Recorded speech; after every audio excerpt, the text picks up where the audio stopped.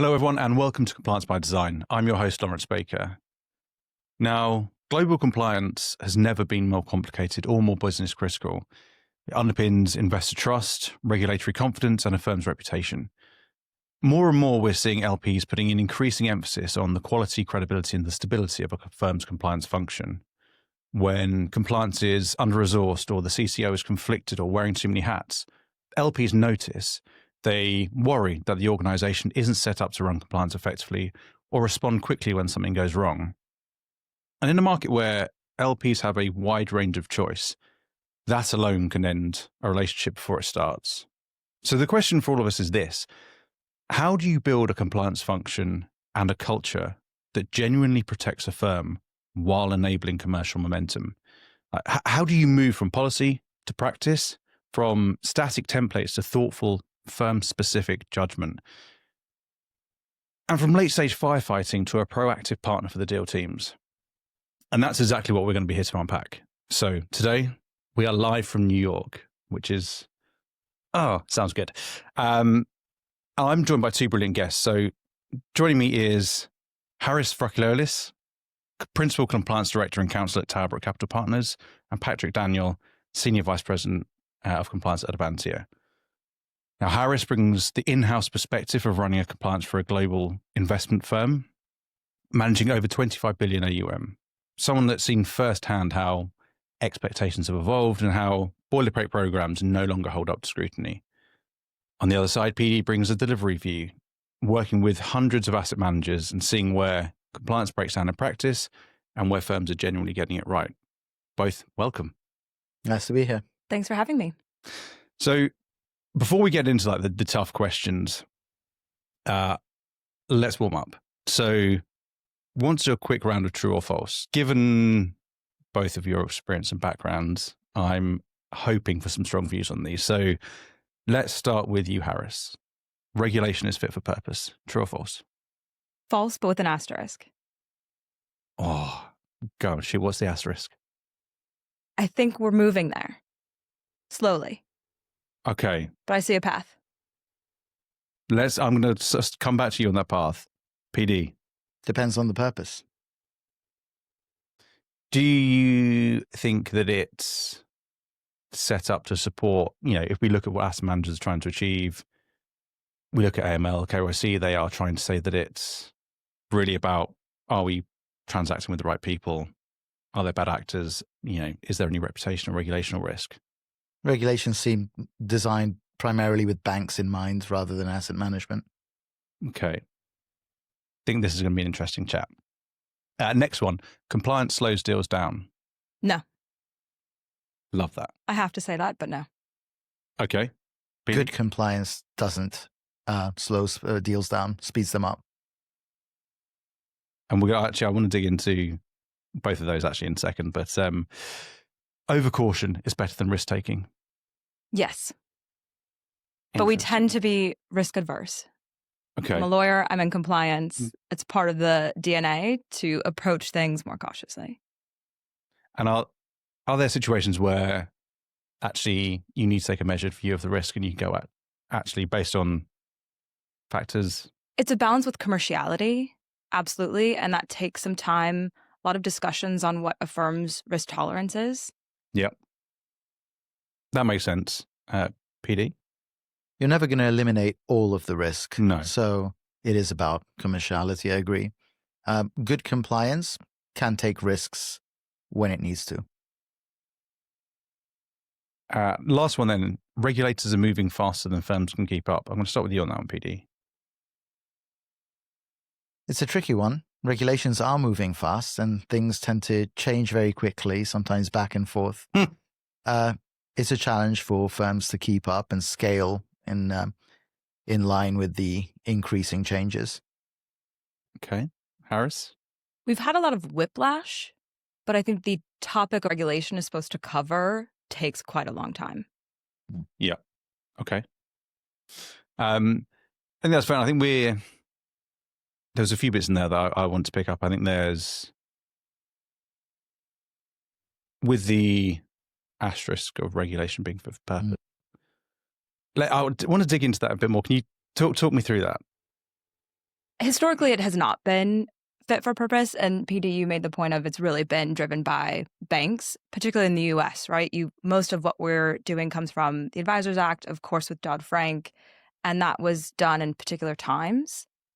The industry has changed. It's evolved. We're seeing much more access from retail investors, and the democratization of private markets is a big push.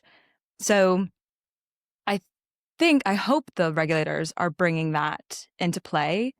There's more of a principle-based approach I'm hearing whispers of, particularly maybe in the UK and Europe. Yeah. The desire from FCA, other regulators, the EU Commission to, leak documents. SFTR 2.0 came out, see what the industry, take the temperature of all of us.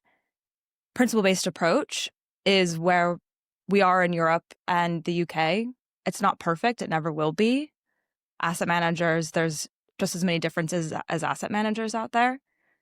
I'm hoping the US is moving more towards that kind of ideal as well.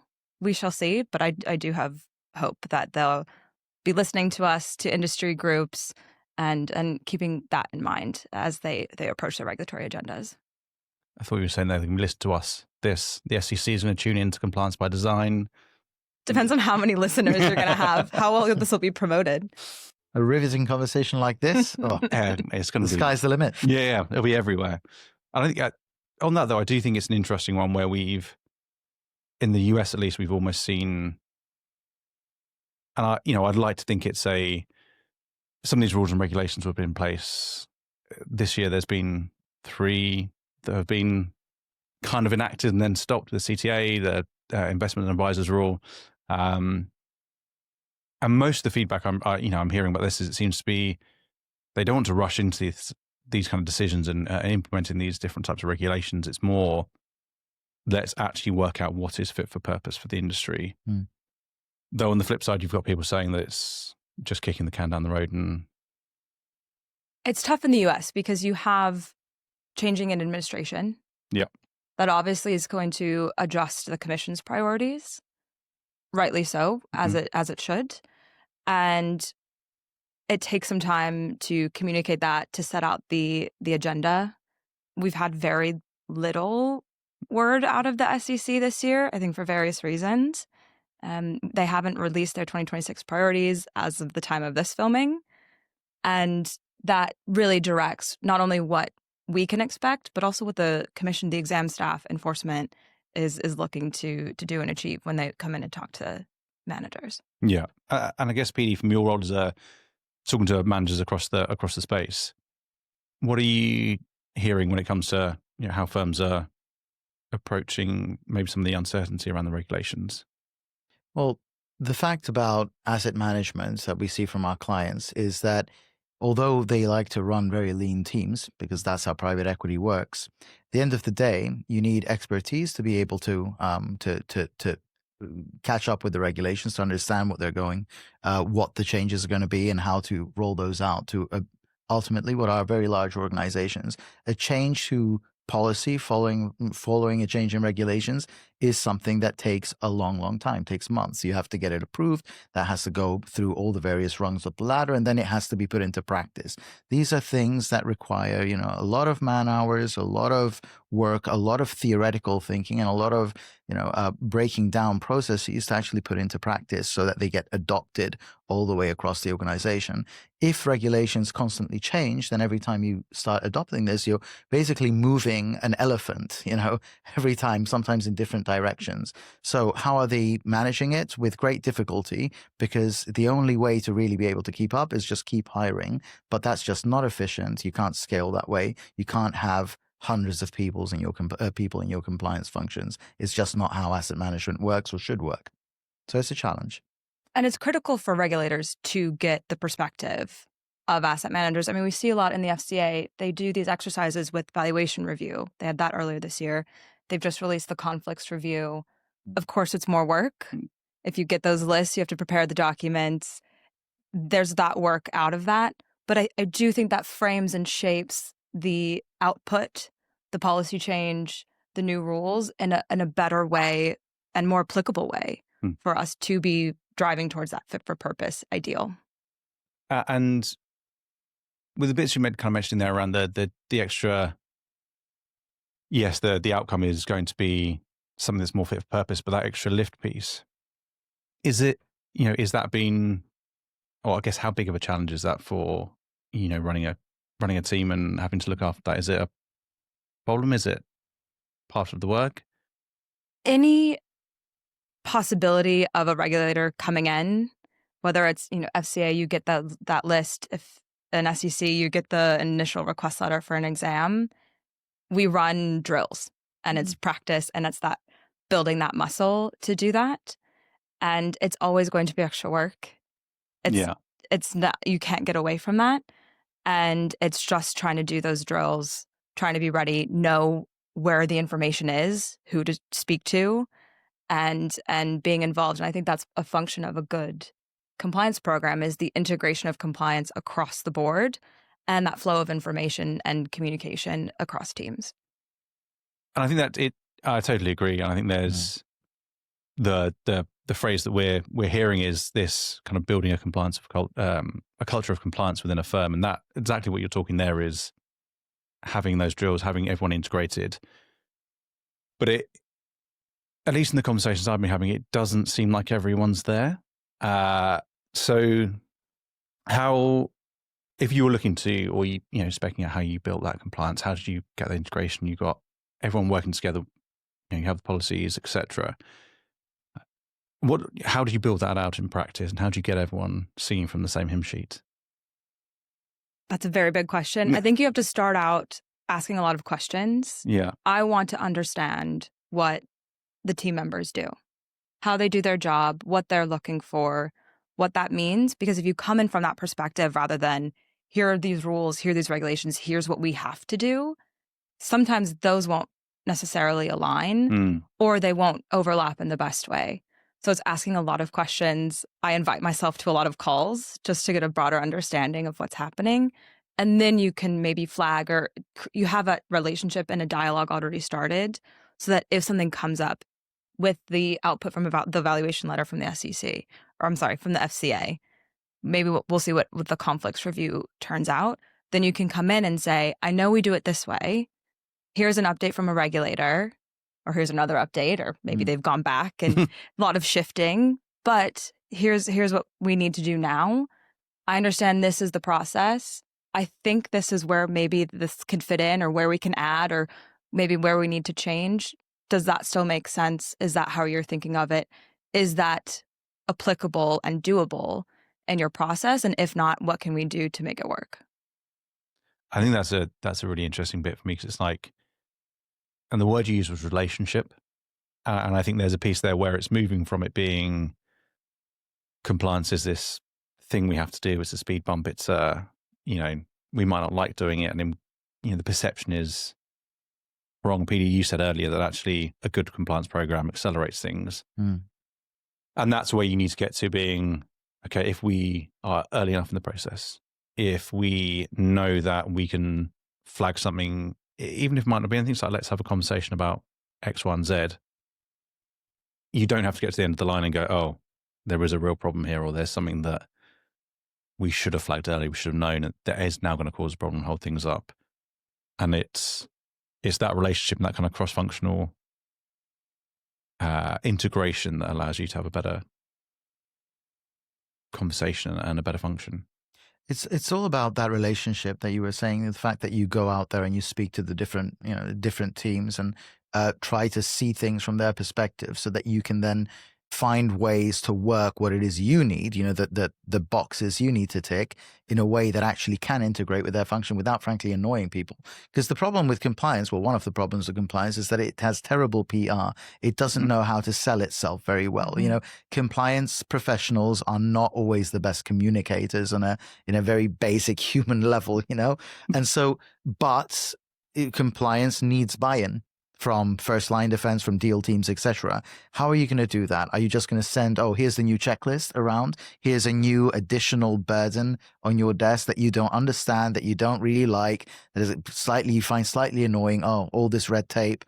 no, what we need to do as compliance professionals is be able to explain, communicate effectively to the first line, to the deal teams, exactly why it's important and why it benefits them. And as you say, not just communicating by edict. Here's the new thing you need to do, but what is it you need? How does this fit into your process? How can we make it easier? How can we make ourselves as little of a burden while still making sure that we're keeping everyone safe and we're keeping the franchise reputation intact, which is the key thing. At the end of the day, if you screw up compliance, you are going to damage the firm's reputation. And then that's when deals start to dry up and investment dries up. And that's bad for everyone. Yeah. Yeah, no, and I agree. And I think that's, again, it's a journey that you have to take people on to get them to that understanding. It doesn't happen overnight, but it's a constant thing. And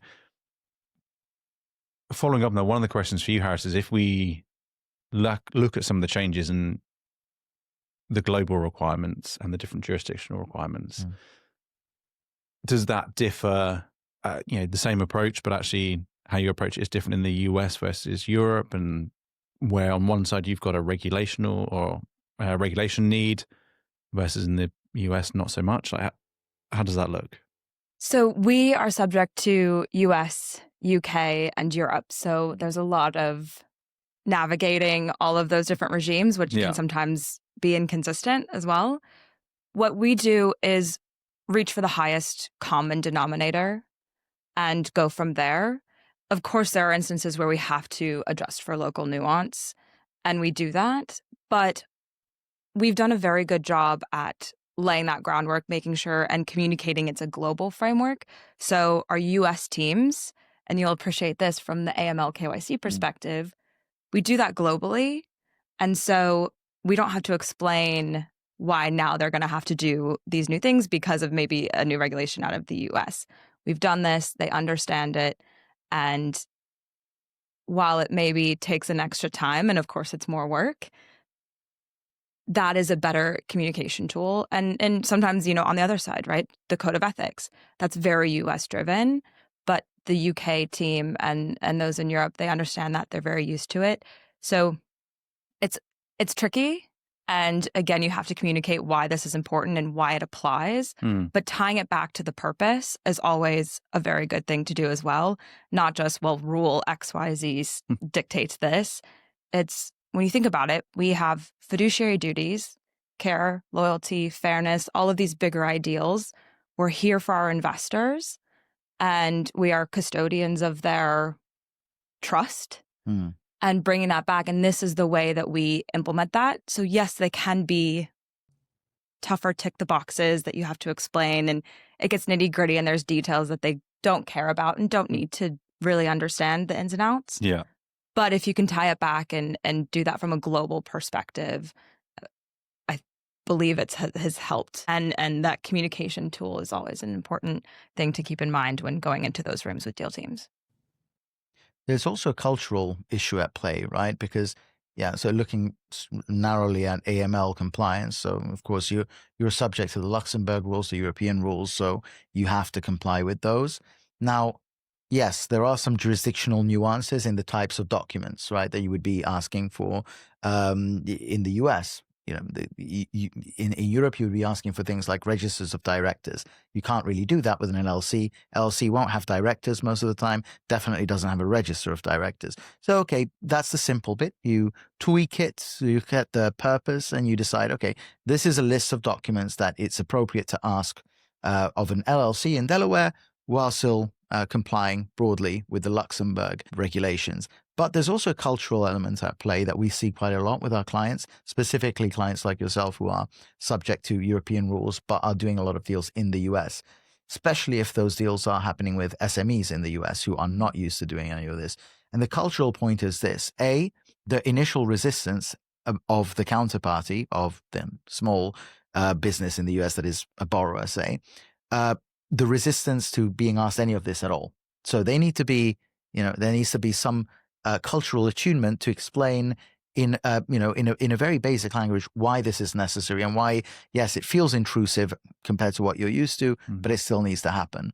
But then there's also the cultural nuance there, where you, as the manager, need to think about taking a view in terms of there are certain things that you're never going to get from a US counterparty. You're just not. When you go up the chain of ownership and suddenly you're running into various family trusts, you're just not going to get those documents. They exist, but you're not going to get them. And you need to take a purposive view and have a sense of there is a question of what is appropriate to ask for in this jurisdiction based on the commercial culture there, and make some room for some nuance there. Maybe accept a little less than you would if you were dealing with a European counterparty. And it's best efforts. It is best efforts, yeah. Reasonable efforts, in fact. There you go. Not even the best ones. Reasonable. Just reasonable enough. Strive for perfection. You won't get there, but you at least strive for it. But I guess when it comes to that, then how do you, or at what level do you make that call? Is it actually it's part of the culture you're building where there's this level of understanding built in, or is that okay? Well, we've tried. We've asked the question, we've had pushback. Now we're going to make a call on whether we accept it or not. Where does that decision-making layer sit, or should it sit within the firm? It sits with compliance for us. Yeah. I think that's the best place because we have a more intimate understanding of those requirements. But of course, there's inputs from the deal team, from legal, from our general risk framework, which is not a compliance-only decision, nor should it be. Yeah, I completely agree. It sits with compliance, but at the end of the day, there's so many commercial aspects to it and sensitivities that you need to be mindful, in the sense that you're going to take a view and drop a requirement, perhaps, but the question is, when does the deal close? How high is the general risk? Of course, if it's a very risky investment, you're not going to take a view. You're going to want and you will stop the signing or closing based on KYC, for instance. If it's a lower risk deal, you can take a view, but it also depends on how are the counterparty reacting. Is there a risk that the deal will blow up over this? Is signing in 3 hours or in 3 weeks? That all comes into it, and those aren't always compliance-related considerations. And I guess taking a slight step back then to making sure that your deal teams feel that they're bringing these types of decisions and questions across your desk. When you're building I feel like I've said it 1,000 times now. I need to come up with another word. When you're building a culture of compliance, or if there are firms listening that can see this as the North Star, have a journey they need to get there. Like, were there any things that you learned along the way? You're like, actually, I wouldn't have done this, or this worked really well for us, so this is what I'd do, or this is what to look out for? That's a very good question. You always have to take things as it comes, in a sense that you can't just stick with one template or one checklist and apply it across the board, because that will never work and it'll go out the window on, day 2. So it's being agile, and that can sometimes be very difficult from more of a prescriptive, risk-averse, rules-based group and team. And so it's again leading back to that communication, understanding what the responsibilities are, reaching out and benchmarking a little bit too, I think is very helpful. Seeing what others are doing, talking to counsel, that happens quite often. I send out these a bit frantic emails, like, this is a new thing that's crossed my desk, not quite sure which direction to approach it from first. Please help. You're not going to be an expert in everything. And so it's leaning on that and not being afraid to, you have your guiding documents, you have your guiding processes and principles and procedures, but there's always a bit of an art to it as well.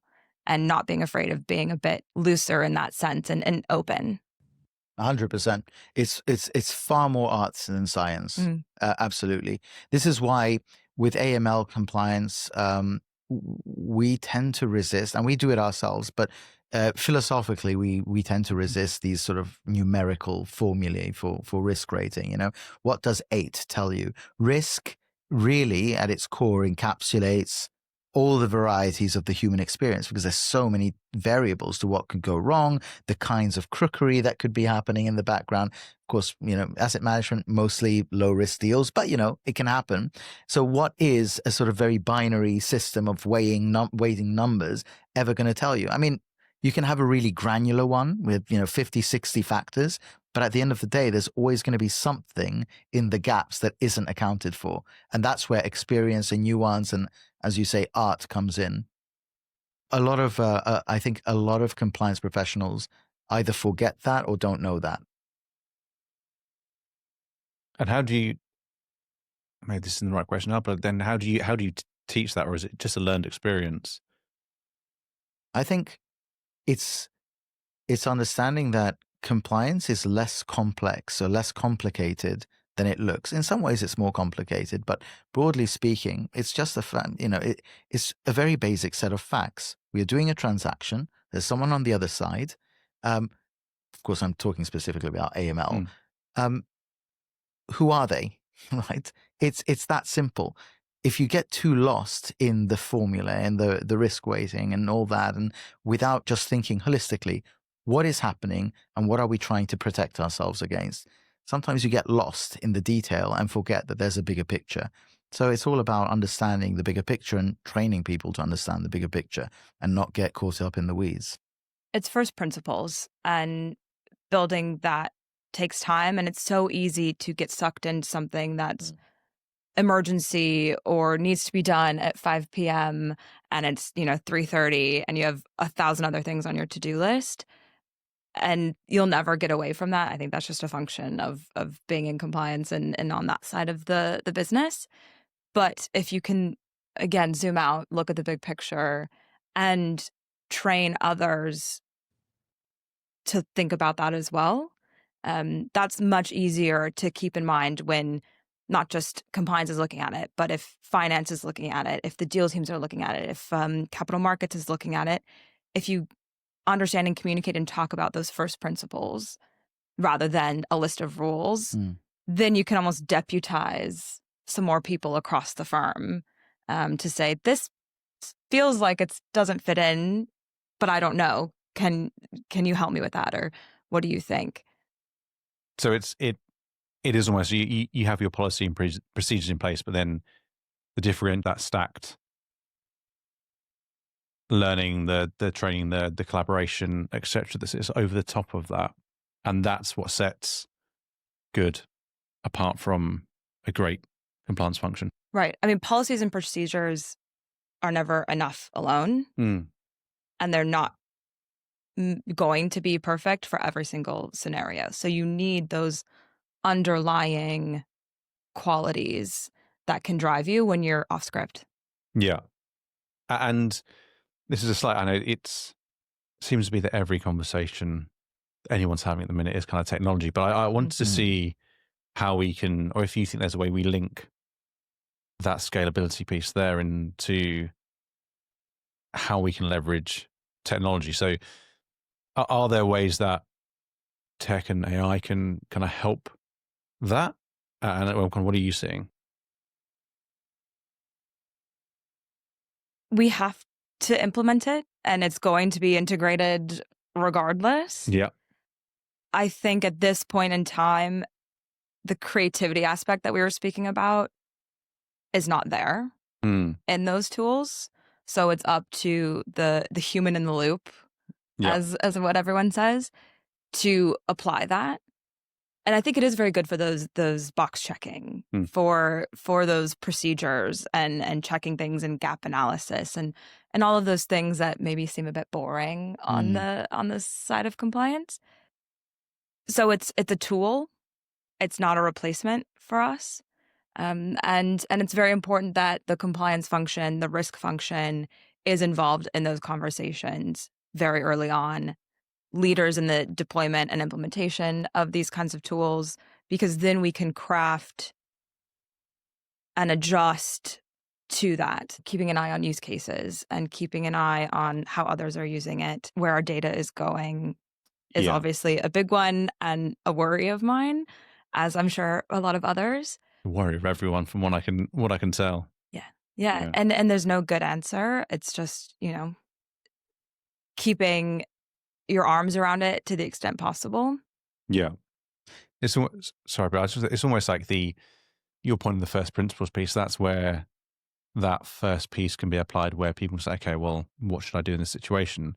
But then once you get past that, it's like, okay, well, this is where we need the human judgment, the expertise to apply that nuanced lens that at the minute tech just can't deliver. Right. I mean, you can have a beautiful procedure document generated in ChatGPT, but the application of it, the tool cannot do, nor should it. I don't think we should abdicate that ability and that function to that tool. Yeah, it requires judgment.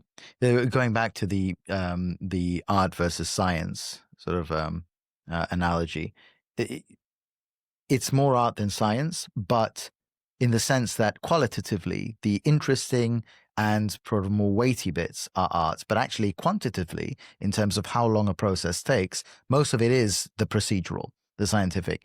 This part can all be automated in principle, can all be techified, but you'll always need that human judgment to make the judgment call and to use the common sense and understand risk and, get to a place where the gaps that technology can't cover are covered by someone with experience. The problem with tech, I think, or the way people are talking about tech rather, and the problem with that is that we're all talking about tech and most of us don't understand tech because we're just not tech experts, but for some reason we're all meant to pretend. It's kind of like the coffee table book version of talking about tech, and where usually whatever dinner party you're at, everyone wants to talk about tech, and really it comes down to who listens to the best podcast, and we'll have the best talking points. Compliance by design. Yes, of course. Make sure you tag it appropriately. Yeah. The best podcast. The issue with tech in compliance, and I think legal as well, is that everyone imagines this quantum leap where we're going to go from completely unstructured processes to suddenly let's automate everything. No, before you techify things, first you need to have really good manual, analog, but processes that can be replicated. We didn't go from horses and carts to AI. In the middle, Henry Ford and conveyor belt happened. That wasn't AI, but it was repeatable. I think that's what you need to do first. You need to have very good manual but replicable processes. And then there's the parts within that require less judgment, less discretion. Those can be automated, and they will be. And it's not immediate. It takes a lot of work to roll these out and implement them and build them responsibly and to be used consistently. And I think that's, of course, we want to just hit the button and have all of these beautiful things done, freeing up our time to focus on more of the creative judgment required things on our to-do list. The fun bits. Exactly, the fun things. But it does take a lot of time, and you have to test it and interrogate it and adjust constantly. So we want to go in with certain expectations, and that's a really important thing to remember because it's months of work still ahead. And I think that's a really interesting point. There's two bits, which is actually whatever the solution you've got, it's only as good as the data it's trained on. But most of the time, when it comes to legal compliance, the data's in a PDF or it's in someone's inbox or it's printed out somewhere. And getting all of that information and structuring it in the right way and then loading it into the tech to start to learn and crunch, that's a massive piece of work that needs someone that knows what they're doing to do it. But it's almost like, I see it on my side from a marketing perspective, these tools are deployed. It's like, cool, off you go. Make it work. And it's like, well, I do have a day job and I'm sure this is going to do wonders to help me, but having to learn how it works, having to then learn how to train it and having to then and by the time you've done it, it's like, actually, I could have just done this thing myself. Right. And prompt construction. Yeah. And unless you're all doing it consistently in the same way, you're going to get different outputs because you're asking it different things. And in different ways. Yeah. Some of these tools actually make you feel like you should know how to code to use them. Well, And there's a GPT for that. Oh, is there? Yeah. You see? You don't even need to There know you how to go. code anymore. You know, I mean, that feels like it's going to be the answer to everything soon. And yeah, there's a GPT for that. You can just crack on and do that. But I think the other bit that you were saying, PD, is also interesting for me is we, and not just in legal and compliance, but across the space, we are seeing things where tech companies are making these huge leaps to the shiny thing. We've got this thing that looks fantastic and is going to solve everyone's problems and will be on the moon soon. And actually, it's the bits in between that are the real pain points. And that's the bits when you start solving, but they're not as sexy, they're not as flashy. So they're not happening yet. And again, you're seeing across the space where everyone thought AI was going to replace copywriters and replace people's jobs and automate things that were just content generation. In practice, none of that's happened because everyone's realized it's the outputs are very generic and they are the same thing. And actually what you need is the human in the loop to edit, to make sure, to give it that. So I do find it interesting to see legal and compliance is kind of at the start of that journey, whereas other industries are much further along. How we're going to see that actually roll into tools that are useful for legal teams and lawyers to use. Well, there's already been such a huge leap over the last 2 years. When I think about the tools and vendors and solutions we looked at 2.5 years ago, it's leaps and bounds different than the ones that we're looking at now and implementing and onboarding. So this time next year, we could be saying that it has fine-tuned the creative aspect, and Very you just true. don't know. But in the meantime, this is where we're at, and we need to be aware of that and involved and making sure that we spend the time to implement it properly and understand what it's doing and which vendors of ours are using it.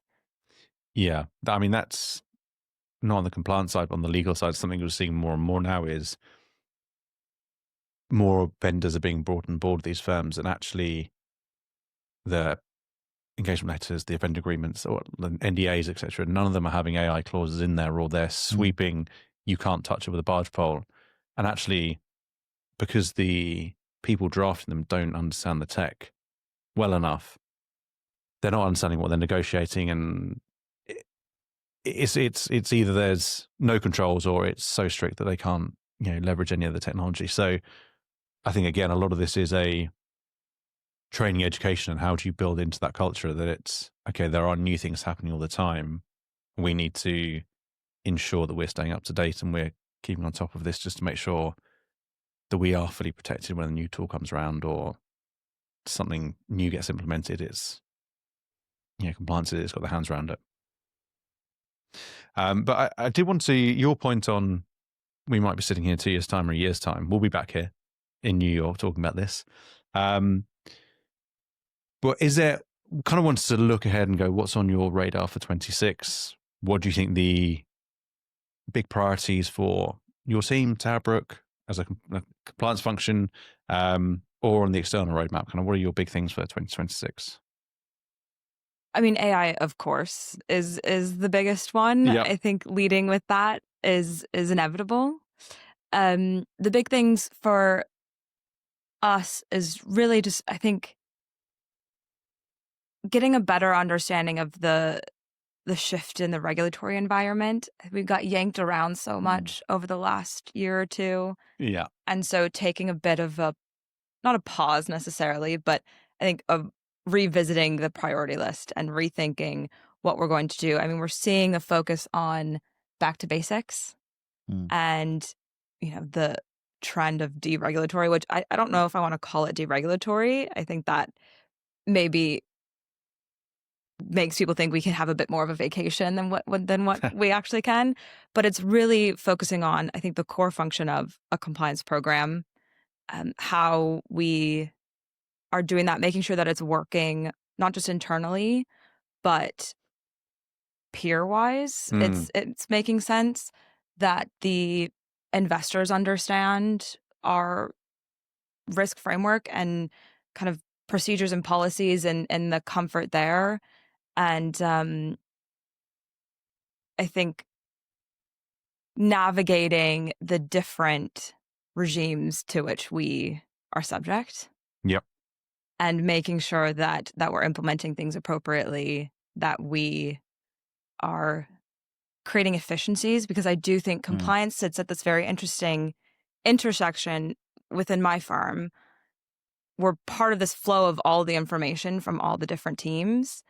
And I think we can be a very positive resource to the business by identifying efficiencies and connecting teams. You know, if this team wants or is looking for a certain tool, or they want to fix this problem, okay, well, this team over here has been looking at a solution. Interesting. Bridging that, not necessarily gap, but connecting the dots and being I think, commercial driver for the business, rather than that typical, back to where we started, tick the box, a bit boring, a bit procedural group, and being something that we can hold ourselves out and say, we've reached these, we've furthered these initiatives, we've saved here, we've connected dots here, we've implemented these great things to free up deal teams' time, our time, response turnaround for LPs. I think that is a critical role that I have, and I think compliance has, particularly in our firm, and hopefully in other firms as well. I love that. It sounds like it's all about stripping back some of the baroque overcomplication that compliance sometimes is guilty of, and focusing on what matters.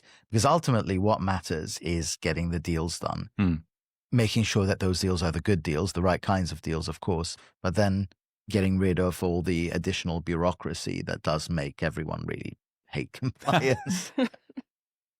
I mean, that is what a quote to end the podcast on. We are coming up to time, though, so I just want to say thank you both for joining us today. It's wonderful to have you on, both of you. Thank you very much. Thanks, Thank you. Florence. Thanks, PD. Thank you.